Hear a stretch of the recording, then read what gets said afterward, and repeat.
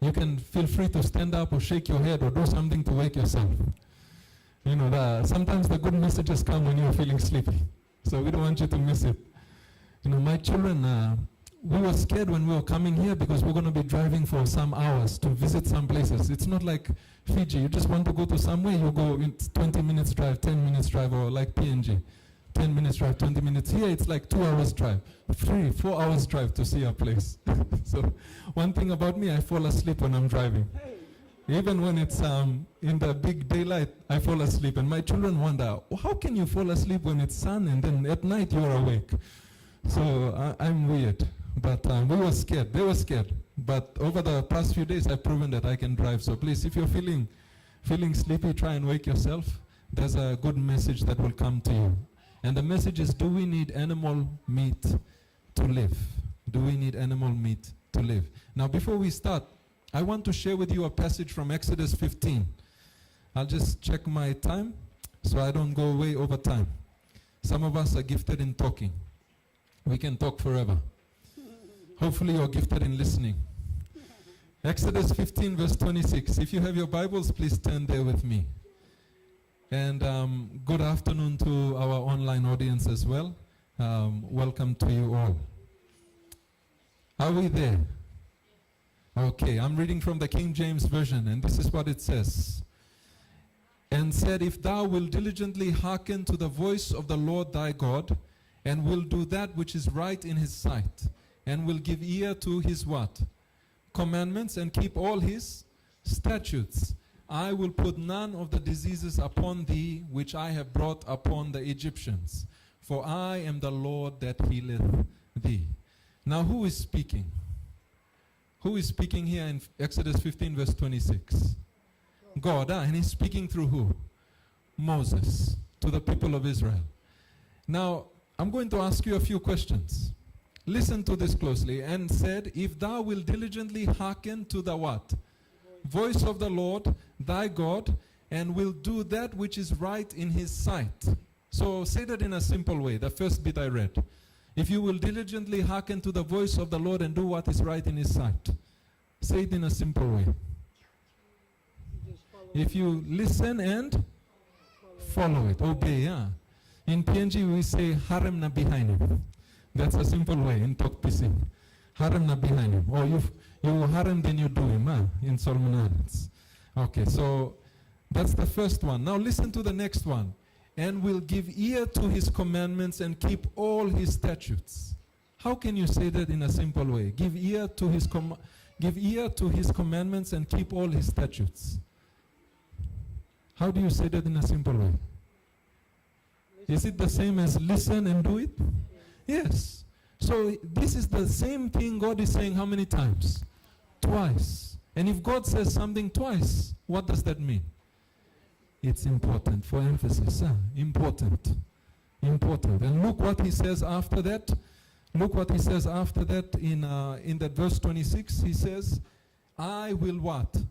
Put none of the diseases upon thee which I have brought upon the Egyptians. For I am the Lord that healeth thee. So let me ask you a question. I ask a lot of questions, but in the presentation, don't worry. You won't get too many questions. Let me ask you this question. Let me see. Let me catch my thoughts again, because my thoughts almost ran away there. So you see God repeats something twice here. Keep all his statutes. I will put none of the disease upon thee which I have brought upon the Egyptians. For I am the Lord that healeth thee. Now the gospel, was it also preached to the Egyptians? Did the gospel go to the Egyptians? Yes or no? That's something we don't think about, huh? We say the gospel was with the Israelites. But was the gospel preached to the Egyptians? Yes? Okay, when? When did the gospel go to the Egyptians? They were supposed to be living it, yes. And did it go to them any time before that? Yeah, 10 plagues, yeah, but before that, did it go before the 10 plagues and everything? Joseph, yes. So Joseph was an example. He was the prime minister of Egypt, and God worked a powerful miracle through Joseph. 7 years of plenty, and then 7 years of famine. So that shows that God was more powerful than the gods of the Egyptians. So it showed that there. Okay, any time before Joseph. Any time before Joseph. Do you remember Abraham? Abraham and Sarah. So they were also carrying the gospel. They were also in Egypt. So Egypt was privileged to the gospel. They had the gospel go to them. Did anyone from Abraham's family come to Fiji? No. No one came until only a couple of 100 years ago. And then the Fijians came to Papua New Guinea. Penny Tavudia, he came there.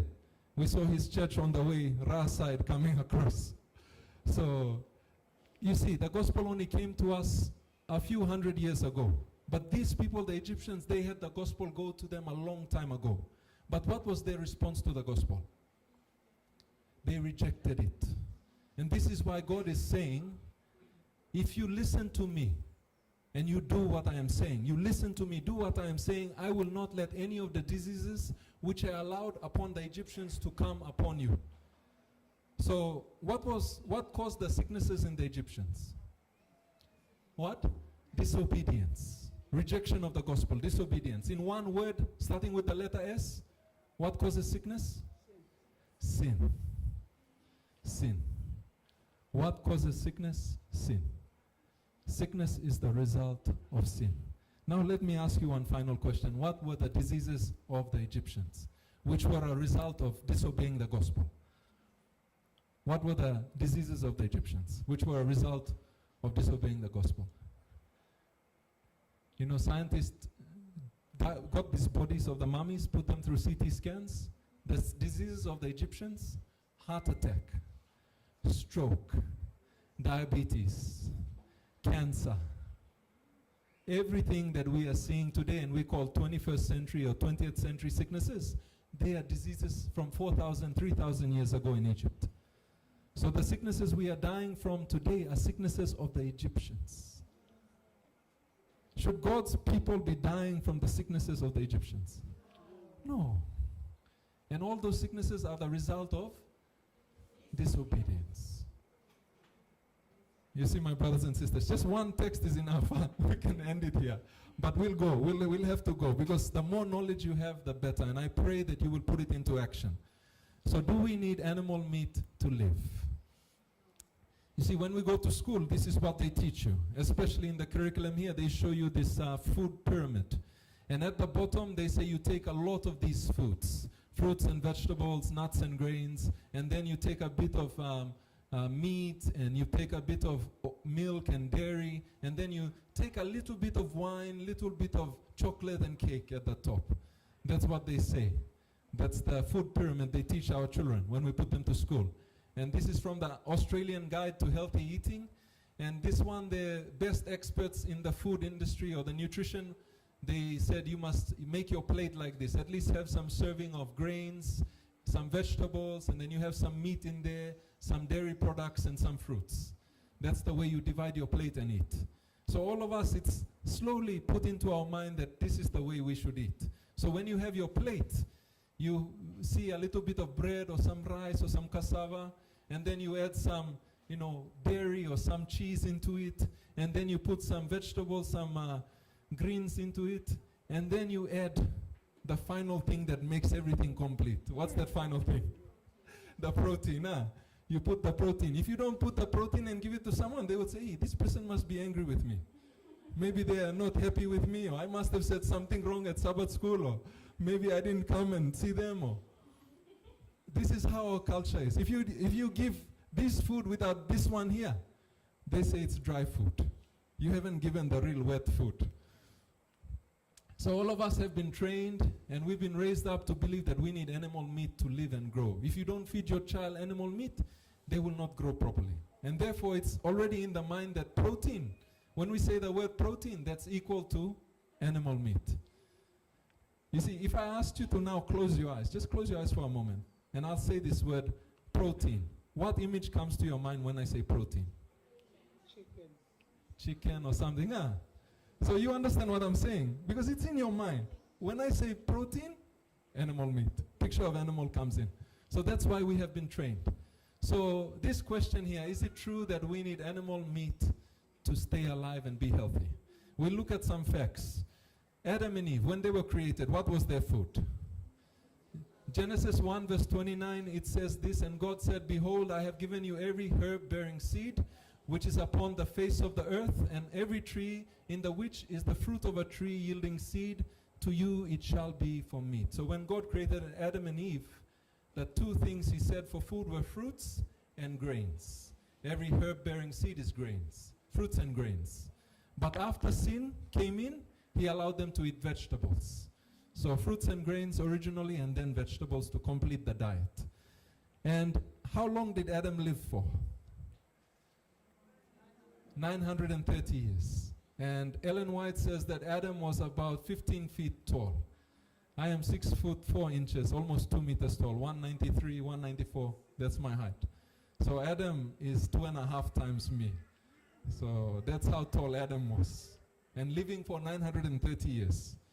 You know, when the Israelites went into Canaan, there were still some remnants of the people, original people there, and that's why they said, we are like grasshoppers when we look at them. We are like grasshoppers. Maybe Fijian context we say we are like money pussy when we look at them. We are just small and these are really big people. You know, that's the context. They were big people before. But they were all killed. All those giants of old were killed. If you see giants today, if anyone goes beyond my height, they find it hard to run, hard to walk. Life is not good for them. But the people of old, they were big, they were very nice, lived very long. The Israelites, what was their diet for 40 years? Manna. Did they have any chicken meat? No, nothing at all. Any goat meat? No, nothing. But were they healthy? Yes, sir. And their numbers grew. They didn't need animal meat to be healthy or, be strong. Their numbers prospered. The only time their numbers went down was when they disobeyed God and God killed them. As a result, punished them for their sins. Even if you look at our ancestors in Fiji and in Papua New Guinea, are they fit? Yes, sir. Very fit, very strong, very muscular. Did they have much animal meat in those days? No. Now today, if you want animal meat, you can walk into the store and you can eat animal meat for breakfast, lunch, and dinner. And you can even eat it after dinner too. In your dreams, wake up, come and eat it, go back and sleep. You can do that. But that time, they only eat it when they catch the fish, and then maybe it might be 3 or 4 days, they catch it again, or maybe a week. If they go into the bush and they're hunting, they catch that thing, they eat it, and then that's it. Another 1 or 2 weeks, then they eat meat again. But they were fit and healthy. It's only when the Europeans came in, the foreigners came in, and they brought a lot of diseases, and this wiped out a good number of our people, and also caused problems for our people. So how did our people, how did all those people we spoke about, how did they maintain a good build, and how did they remain healthy without animal meat or much animal meat? So, you see, even the people who eat meat, one thing they found about people who eat a lot of meat, they don't get enough protein in their diet. Just imagine, they're eating a lot of meat, but they find that they're still deficient of protein. They don't have enough protein in their body. That doesn't make sense, huh? If you're filling yourself with all the animal meat, your protein level should be normal or high. But they find in their body the protein level is still a bit low. So there's more to this protein level in our bodies. And how does the body get all the protein it needs? Does anyone know this person? Does anyone know this man? Mr. Miyagi? Mr. Miyagi, no, not from the Karate Kid. This fellow's name is Yoshinori Osumi. He's a scientist, and he won the 2016 Nobel Prize for Medicine or Physiology. There's a special award they give, and they think the prize money is close to $1 million, somewhere around it. It's a very prestigious award. So if you figure out something very important, they will give you that prize. So the work he did won him that prize in 2016. And this is the thing that we will look at. But to understand what he did, I'll just use an example, my car. This is the car I drive in Port Moresby. We call it the Red Dragon. The reason it's called the Red Dragon is because at one point in its life, the engine was so bad that it was pumping out black smoke. In Fiji, if you're pumping out black smoke, the LTA will already book you. In PNG, you can just drive with the black smoke. But my black smoke was so bad that they booked me once for it. So this car is called the Red Dragon. Now there's something in that car, something in all our cars that tells you that you need to get fuel. Do you know that thing I'm talking about? And when does it tell you that you need fuel? Or how do you know that you need fuel? It's red. It goes red. In Papua New Guinea, when we see it red, we keep driving. And then it stops somewhere and we get the container and go to the fuel pump looking for fuel. So we don't follow the manufacturer. The Japanese say you go when it's red. No, we just keep going.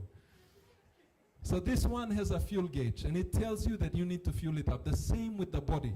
When you look at the body, I'm just showing you like a cup. Huh? We fill up water in the cup and there is a level in the body for the protein. Now if the level is that the body's protein level is lower than the place it should be at, then you can get protein from the outside through the animals and you can put it in to try and make the level come up. Now what this person found, this Yoshinori Osumi found, is that protein can also come from the inside. So where do you think protein will come from the inside of our bodies? If it comes from our muscles, we will become very skinny. So it can't come from the muscles. Can you guess where it will come from, the protein? No? The protein can come from our injured cell. Oh, I pressed the wrong button. My brother, can you get us back? They say press the wrong button. Okay, good. We're back. So protein can come from your injured cells. So if your cell is damaged, your body is damaged in some kind of way, the body will take that damaged one and recycle it. It will put it back into this protein pool to lift up your protein level, the damaged cells. So if you have some cells that are trying to turn into cancer, the body can take that and use it to make new protein and make it into something good. If you have an infection, something is coming into your body, a germ, the body can kill that germ and use its protein because the germs are made of protein. So kill it and the body will use it to build up its protein level. Also the virus. So if you got a COVID infection, the body will use the COVID virus, destroy it, and turn it into protein for your body. All of those will go into your system and lift it up. And that's what that man found. One of the parts of what he found. We can use the things on the inside to lift up our protein level. And what he found is called autophagy. Autophagy. Sorry, there's no Fijian word I can think of for this. But it just basically means the body is eating itself. Autophagy. It's a Greek word. So the body just eats itself. And it's just like recycling. Here in Brisbane, my children went away and they went and put the rubbish in one of the bins that you're supposed to put plastic bottles and things in. Here they have recycling and the what. In our country, just put everything in the rubbish. Everything goes whatever way. But the body does its own recycling, and that's what this man found. So the benefits of autophagy, it helps with repair for the body, helps with healing. So you don't develop much cancer as a result. It kills the bacteria and viruses, so you don't need to go look for medicine from the pharmacy. All you do is just live healthy and the body fights its own sicknesses. You get the flu, it's gone within a couple of days. And then it also slows down aging. So you don't need to go into Target and look for all the makeup powder or into one of these places and put all the things on your face to make yourself look young.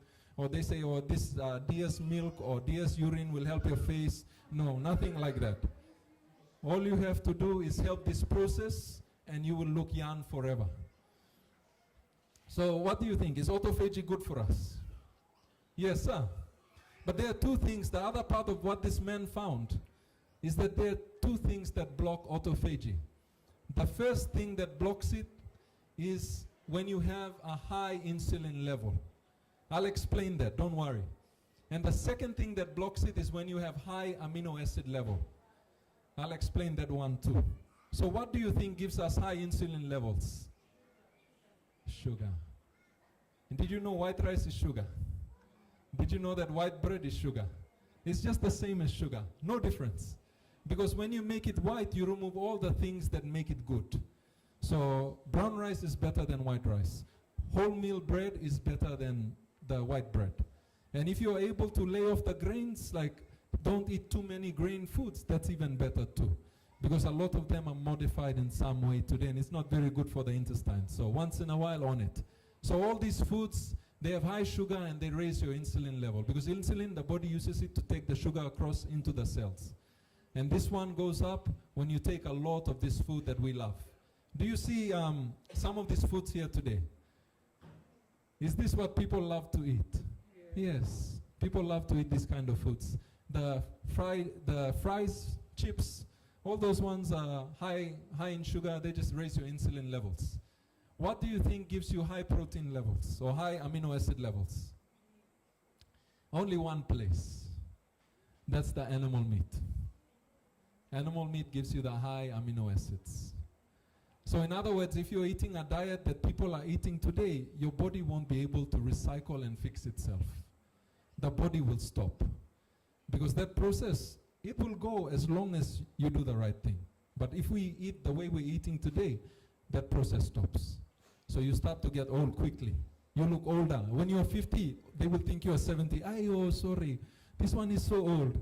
Hey, I'm not that old. Or you in your 50s and you have cancer. Or in your 30s you have cancer. But remember, cancer is not just in us, it passes to our children. So the way we prime the body, the weaknesses we develop also go to our children. And this is the reason children develop cancers early on. Children have sicknesses, allergies early on is because how we look after ourselves. So high amino acids, high amino acid, low fiber diet or high in sugar diet will end up causing so many problems. Your healing will be impaired, body cannot fight infection, body fails to repair damaged tissues and prevent cancer. You have more illness, more cancer, you get old very quickly. Did you know that when you fast, it actually helps autophagy when you fast, when you and I fast? Can someone define fasting? What is fasting? Go without food for how long? 1 day, 3 days. Fasting is actually giving your stomach a break of 5 hours. 5 hours, that's fasting. Meaning no food in between, you can drink water. No soft drinks, nothing like that, no juices. Just 5 hours of rest for your stomach to do its work. So when you and I fast for 5 hours, that's enough for the body to do its work. So if you eat breakfast at 7, what time should you have lunch? 12 midday. And if you eat lunch at 12 midday, what time can you have dinner? 5 p.m. Just 3 meals a day, 3 meals a day. I put 4. Nobody might see 4 and do 4. 3 meals a day. And Ellen White also said this, if you give it a try, you'll find that 2 meals are better than 3. And scientists in Loma Linda, she said that in 1896, scientists in Johns Hopkins Hospital University, they found out that 2 meals are better than 3 in 2011, 2010, around that time. So more than 100 years later, science has proven what she has said as true. 2 meals are actually better than 3. So here are some things about, let's look a bit more about protein. See, both animals and plants have protein, but one is better than the other, and why? Why is one better than the other? Did you know that there's protein in the apple? Did you know that one of the highest sources of protein in fruits are actually in the jackfruit? Do you guys love jackfruit? If you don't know jackfruit, then you're not a Fijian. You must be from somewhere else. Jackfruit has a good amount of protein for a fruit. So all the fruits have proteins. You don't have to say, I'm becoming a vegetarian, so I'm just going to eat beans and nuts for my protein. No, you can eat the kumala, you can eat the greens, you can eat all the things from the garden that has protein. Even the coconut has some protein in it. Everything has some form of protein. Everything has protein, even the apple. But there's a difference between the animal meat protein and the protein from the vegetables and fruits. And the difference is with the package. Now, why did I put a picture of a young woman there? You see, when the young boys today, when they go and see the young ladies, they see these young ladies, they have nice long legs. And it's long because the clothing is short, not because they are tall. But nice long legs. They put the makeup and you put the lipstick, and then when they blink, the boys are trying to fall. You know, this kind of what, huh? And then they tell the mother and father, I really want this, I really love this woman, I want to marry her. So bring that to the house, come sit down, cannot do the work. And the mother will be confused. Hey, you brought your wife, and she's, oh, her fingernails might break. There's expensive what to fix the fingernails, so she's just keeping it like that.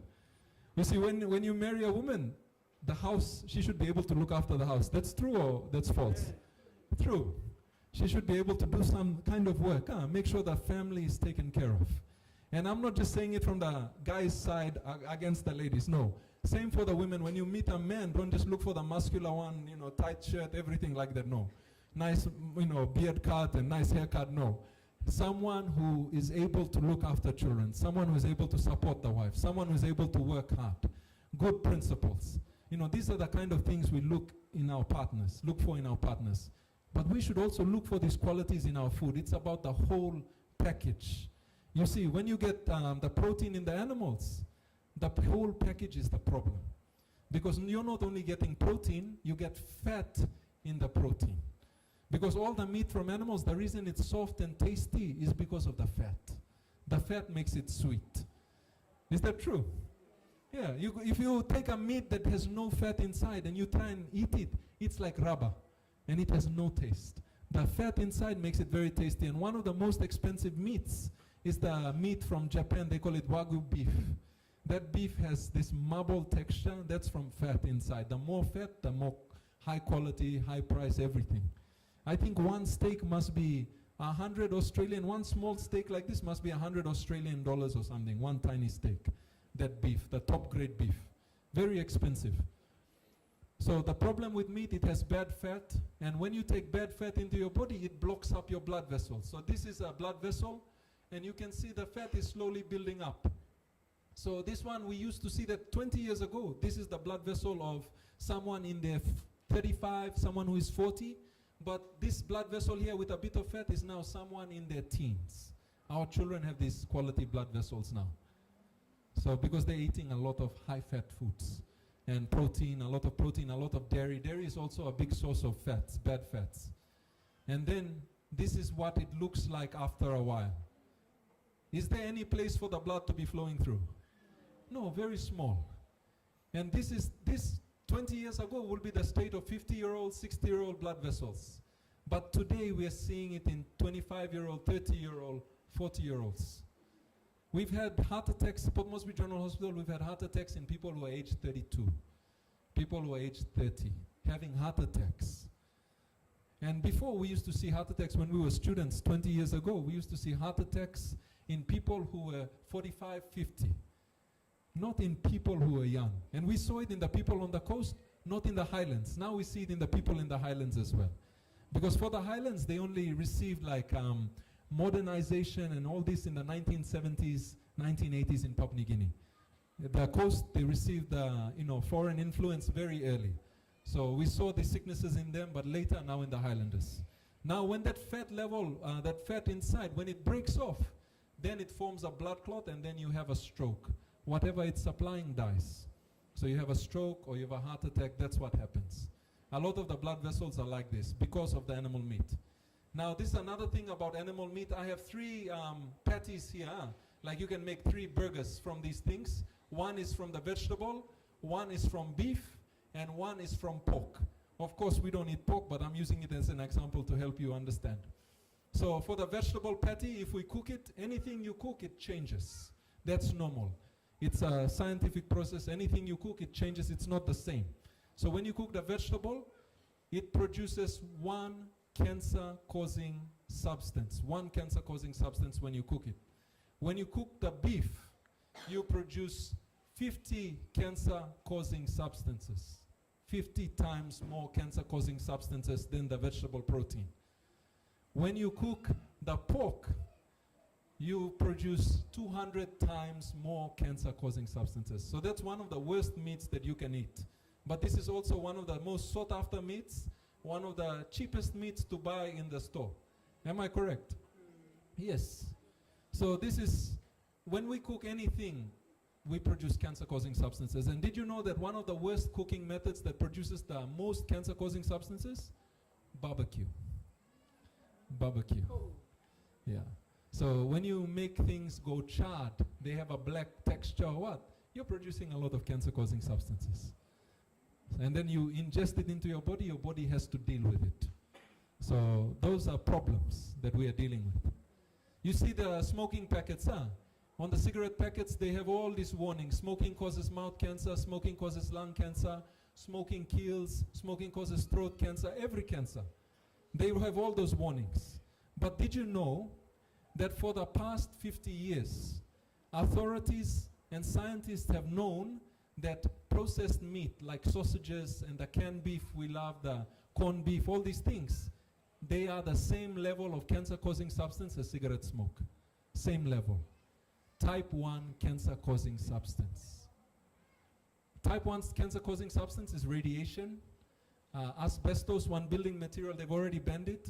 Only some people from some countries, they use it cheap what? They use it, it's very dangerous. Asbestos, smoking, cigarette smoke, radiation, those definitely cause cancer. Type 1 cancer-causing substance.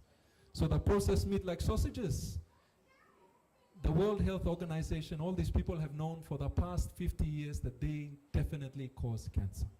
Type 1. So the question is this: if we put this on our cigarette packets because it's a type 1 cancer-causing substance, why haven't we put a warning on the sausage packets and on the tin meat that it will definitely cause cancer? Be careful. You understand where I'm coming from? That warning hasn't been put there.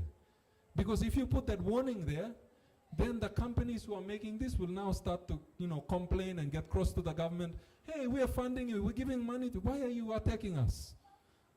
Why are you taking away jobs? So this is what's happening in the world. Even though people know this is bad, it definitely will cause cancer, they have put no warnings on it. Only on the cigarette packets. And if you look at the meat consumption, this graph, I'm going to show you some graphs quickly.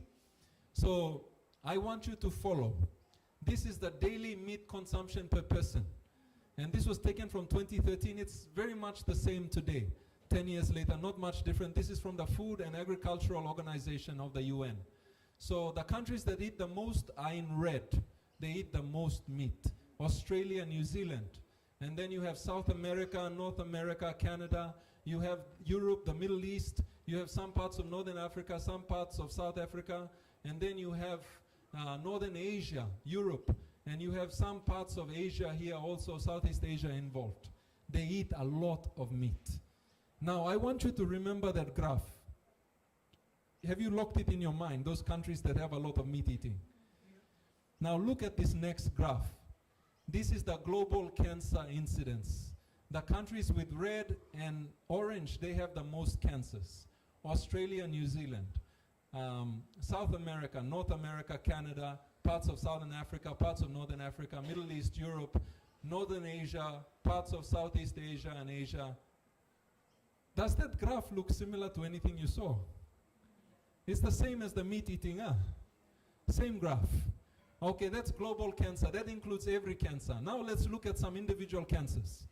This is breast cancer. The countries that have the most breast cancer are red and orange. Australia, New Zealand, South America, North America, Canada, Europe, Middle East, and then you have Northern Asia there, parts of Southern Africa, parts of North Africa. Is it the same graph again? So can you see the link?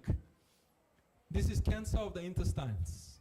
So reddish and orangish, those are the colors that have the most cancer. So Australia, New Zealand, and you have South America, North America, then you have Canada, you have Europe, Middle East, going up to Northern Asia, parts of Southeast Asia, Asia there also included. Cancer of the intestines. It's becoming very common in our country now. It's actually, meat is a very strong risk factor for cancer of the intestine. Lung cancer. Many people thought that this is just to do with smoking. But there are innocent people who are getting lung cancer. They don't even smoke, they get lung cancer, and people say, oh, it's passive smoking. You smelled it from somewhere, and you got, some risks. But truly, one of the biggest causes or risk factors for lung cancer is eating meat. You look at the countries again, Australia, New Zealand. Then you have South America, North America, same countries again we're talking about. Look at the next graph. This is cancer of the ovary. Now, which people have the ovary? Is it a male or female? Female. So men, don't worry. This is not for you. But for your wife or the sisters or the mothers. So ovarian cancer, you can see this color. The colors are a bit different now. Darker shades of blue. And will have more risk or incidence of cancer. So you can see Australia, New Zealand again, then South America, North America. Same countries more or less. Cancer of the ovary. And then if we look at cancer of the womb, endometrial cancer, cancer of the womb, same countries again affected. Shades of blue. Darker shades of blue have more. And then this one, prostate cancer, this is for the men now. The women don't have the prostate, it's only the men. And you can see the countries are the same again that have the most in shades of blue. And this one is a graph that talks about the intake of fiber, whether we are eating garden food or not. So the countries that don't eat garden food a lot, Australia, New Zealand, South America, North America, Canada, Middle East, Europe, northern parts of Africa, parts of Southern Africa, Asia, Northern Asia, Southeast Asia. Can you see how those things are linked? So if you are not eating the garden food, our elder was talking about that, huh? Elder Tevita was talking about garden food. Is that true? He was talking about it. You know, before people are selling dalo, and before I went to Fiji, you would see bundles of dalo outside the market. Now you don't see that there. You don't see people along the way selling all the dalo, no. I didn't eat much dalo when I was in Fiji. It's not as common as it used to be. I don't know, maybe the cyclone spoiled the dalo or whatever, but you know, people eat more rice now. Kelrose rice is number one. People are eating more of those things, and as a result, we're eating more meat too, and we're getting more sickness. And did you know this? The medicines that are made to fight the sickness for human being, do you know who the number one consumer for those medicines are? The top 10 medicines to fight infection in the world, top 10 antibiotics for human beings. Who is the number one user of those medicines? Us? It's actually not us, not human beings. It's actually the animals. All the top 10 medicines you can think of that we'll have in the hospital, they will charge you $1,000, $2,000 for that medicine. The top 10, the number one consumer of those top 10 medication, animals. They use it to keep the animals healthy, so they can make big profit. So when you eat the animals, you are getting a lower dose of the antibiotic inside the animal. Lower dose. And then you are exposing the germs in your body to a low dose antibiotic. And you see, when we want to kill the antibiotic, the doctor calculates your weight and he gives a dose appropriate for your body weight and size. You see, will we give the suspension for you to drink if you are adult? No, because it's a low dose. We give it for the children. But you get the big medicine, throw it into your mouth. How many tablets? Just throw it in, based on your weight. And you'll be like crying, oh, please, I don't want to drink all this medicine. But that's true, based on dose. But when we are eating the animals, when we eat the chicken, the cow, we are taking low dose medicine into our system. And that low dose, it goes to the bugs, they're able to fight it. They're able to build a defense against it. So when you come to the hospital, you have an infection, it does not respond to the normal antibiotics because it's already resistant. So that's what they have now. They have this antimicrobial resistance or resistance to antibiotics. One of the main things is from unnecessary antibiotic use in agriculture. That's one of the reasons we have infections that we cannot treat with normal medicine. Now they have to use very expensive medicines to treat infection. Now the land area of Fiji, land area for the 330 islands in Fiji is 1.8 million hectares. 1.8 million hectares. 1 hectare is about 1 football field. So Fiji is made up of 1.8 million football fields. So you can have 1.8 million rugby games at one time on all the land on Fiji, if you think about it that way. Now, Papua New Guinea has 46.3 million hectares. So it's like 20 times bigger than Fiji. Very big place, 46.3 million hectares. Now, for the United States, when they are growing animals for food, they use 300 million hectares. 300 million hectares. If Fiji is 1.8, that means they're using, I don't know, into 300. 2 into 300 is what? 150. They're using 150 Fijis to grow animals for food. That's the equivalent. And out of that 300 million hectares, they're using 270 million is for the animals to roam around, and 30 million is for their food, to grow their food. And if you get the food used for animals, you can feed 800 million people in 1 year. So if we were not eating the animals and the food we were growing for the animals, we give it to all the people who are hungry, we could solve a lot of the hunger issues. by just going vegetarian for 1 year. What do you think? Would that be a strong testimony for the gospel, feeding the hungry? And all you had to do is just say, I'm not eating meat. Did you also know that meat eating is the leading cause for global warming? A lot of the islands in the Pacific, sea level is coming up. One of the main reasons is because of meat eating. Meat eating contributes 23 to 25% of greenhouse gases. It's not from the cars and the industry. Cars and industry, about 20%. Meat eating is one of the biggest ones. And you destroy the rainforest too, you destroy the land just so that you can grow the animals. This is what Ellen White says. We are finishing now. If you're feeling sleepy, just shake yourself. Last 10 minutes. This is what Ellen White said about meat eating. God gave our first parents the food He designed that the race should eat. It was contrary to His plan to have the life of any creature taken. There was to be no death in Eden. The fruit of the trees in the garden was the food man's wants required. God gave man no permission to eat animal food until when? After what? The flood. And after the flood, did He want them to continue eating meat or go back to the plants and vegetables when they had grown? Go back to the plants and vegetables.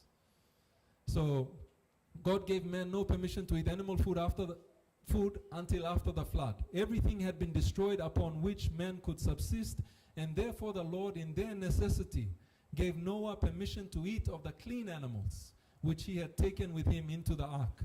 But animal food was not the most helpful article of food for man. Now see what Ellen White says here. After the flood, the people ate largely of animal food. They were supposed to go back, but did they go back? No.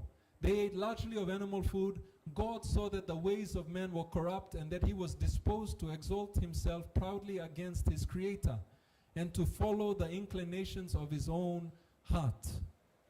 And He permitted that long-lived race to eat animal food to shorten their sinful lives. Let me say that one again and try and get it into your head. And He permitted that long-lived race to eat animal food. Why? To shorten their sinful lives. Soon after the flood, the race began to decrease rapidly in size and in length of years. So why did God allow us to eat meat after the flood? To shorten the sinful lives. But is your life sinful?